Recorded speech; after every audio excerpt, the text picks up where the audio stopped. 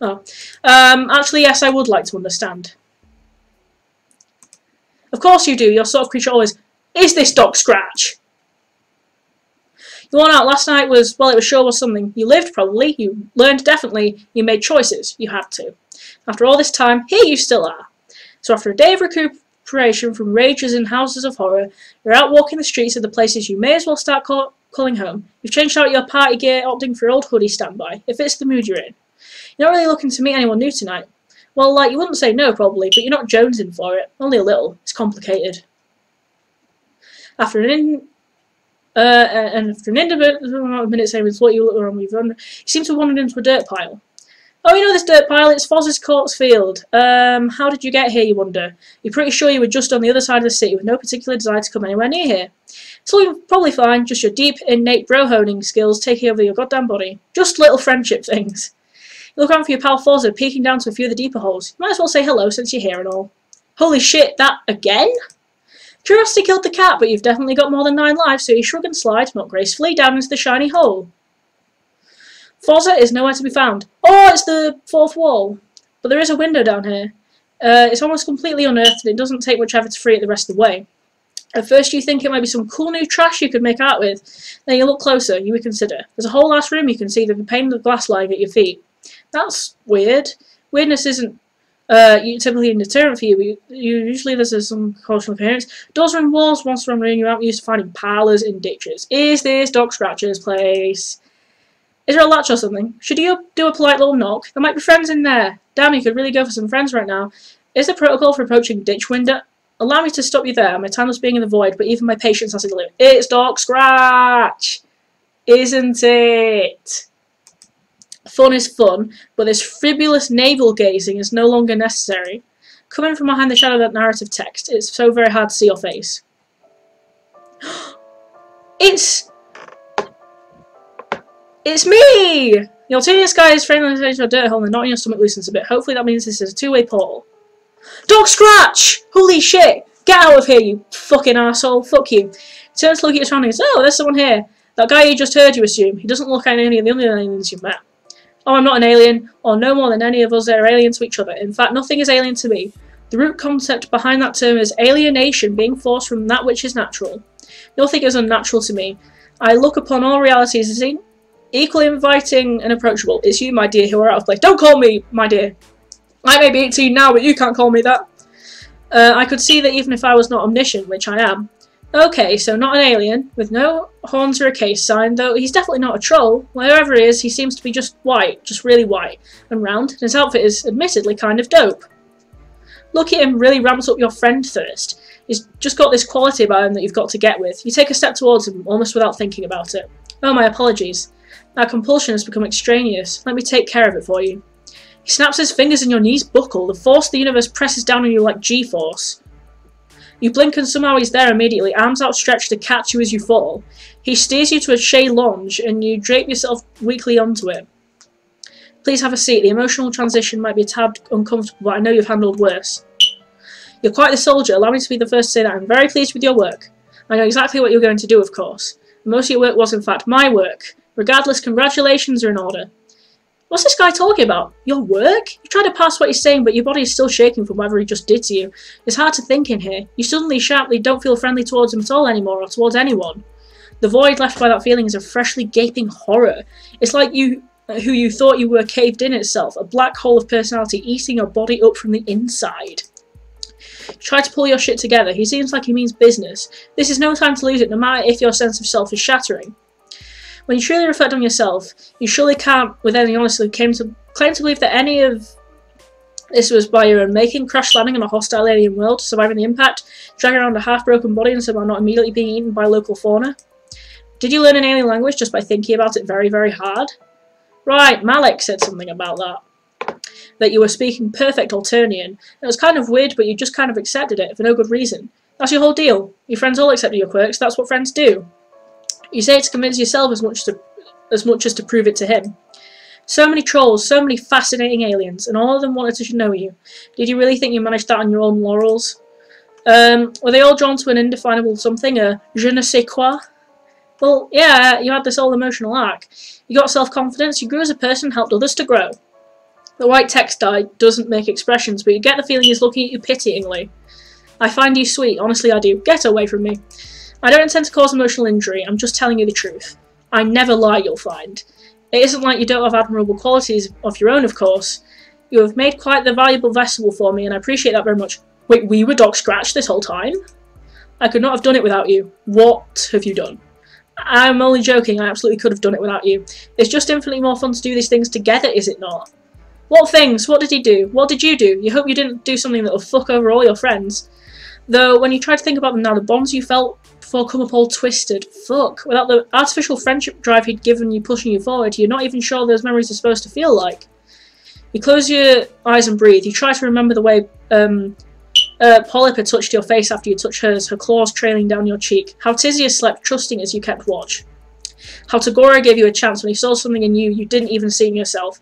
How not that long ago you got the chitter handle of an extremely friendly Jade Blood boy.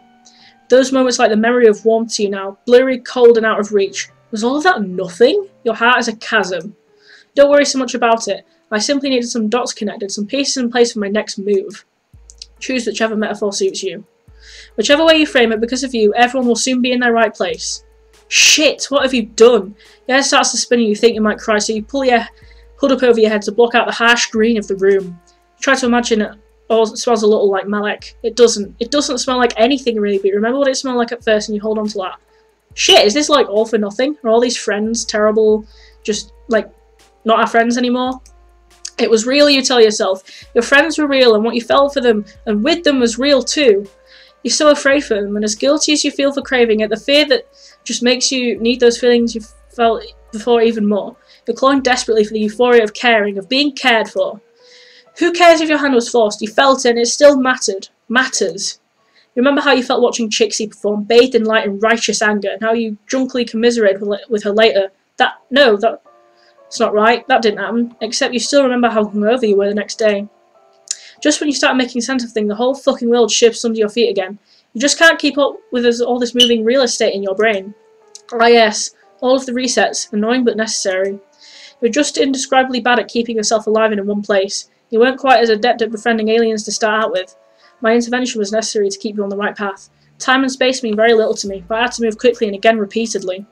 Swipe some incriminating note-taking here, befriend an impressionable young upstart there, anger a chola bear, inspire some bandits. You know how it is. You have to throw the temporal spaghetti at the wall to see what sticks. Are you sure if you look back, you'll be able to see traces of my deft touch? So a few memories may have slipped through the cracks here and there. Timelines tend to collapse in on each other if you aren't careful. Your ability to mentally withstand such an event, and so often, is a testament to my acumen in choosing you for the task. You even almost caught on a few times, which I must say I was not expecting. You almost listened to the silly little girl who likes to dress up in big coats and cause me trouble. Baldy! And as always, some bystanders end up caught in the crossfire. The one with the shovel, for instance. I doubt his mind will ever be the same. A pity. Shit. You sit up straight and clench your hands into fists. Over the course of his pompous monologuing, you've moved past fear and grief and onto deep, globe-chafing rage. How dare he do this to your mind, to your friends' lives? What was so important that one white orb arsehole had to fuck with the destinies of everyone you've grown to care about? There are answers out there, and you deserve them, and so you demand them. Adorable. Yikes. You shift on the chaise longue so as to better hide your famous ledge from this creepy round fucker. Oh, calm down. All of you and your adherence to societal expectations and archetypes. Perhaps one day you could just learn to take a compliment. Besides, I was being condescending. So you demand answers. Yes. He sighs theatrically. You're not sure where the noise is coming from. He doesn't have a mouth. How is he even talking? How the fuck does anything work at all? I knew you would, but I find explaining myself incredibly tedious. Suffice it to say, I'm a man with many boards and fields of play, and although there are countless ways to move the players around those boards, some are doubtlessly more entertaining than others. You are simply one pawn among many. I won't bore you with the details. Doubtless you are aware of the greater contextual framework of this story. The hell you are! You aren't aware of jack shit! Your head is full of question marks. Oh, of course, how thoughtless of me. See, yet another unfortunate side effect of the limitless conversing with the narratively limited. He taps a thumb and forefinger to his orb. Perhaps it would suit you better to understand gradually. When I say gradually, please understand that I mean it. You won't be leaving. But yes, I do believe this will clarify some things for you. This way, please. He opens the door and gestures inside. There's a light coming in from in there.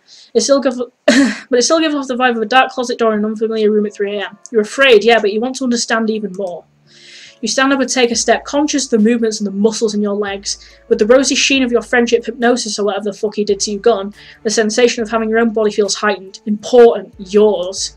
It's probably a version of that you would try and turn him down, or that would fight and run on, take a nap on a surprisingly comfortable piece of antique furniture. You consider rushing back to say goodbye to somebody, anybody at least, but you know there isn't time to click through all that bullshit.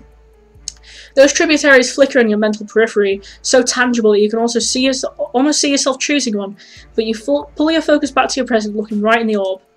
You just have to trust they'll remember you, because the you you've become after this journey, all this friendship and growth and death and time, that you need to understand. You owe it to your friends, but even more you owe it to yourself. You found your river, and you're going to see where it leads. So you follow him.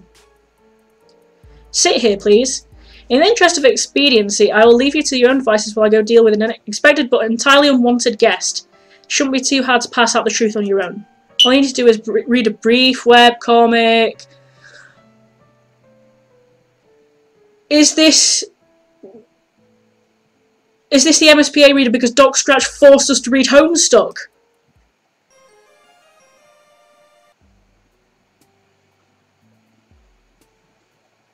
Oh, what? Oh, it's going to lead us to Homestuck, isn't it? Homestuck. Fucking hell.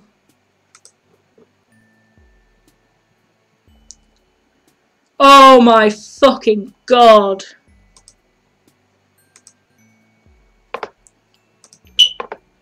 Yeah.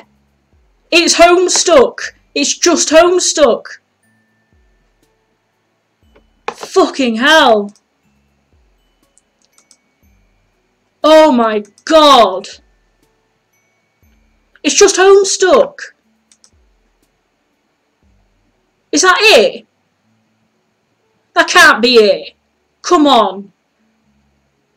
Is that why there's the MSPA reader in this thing? Fuck no, it can't be. Friends? Wait, what the hell?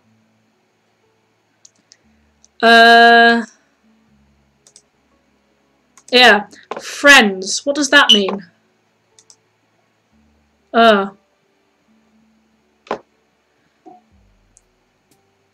Right.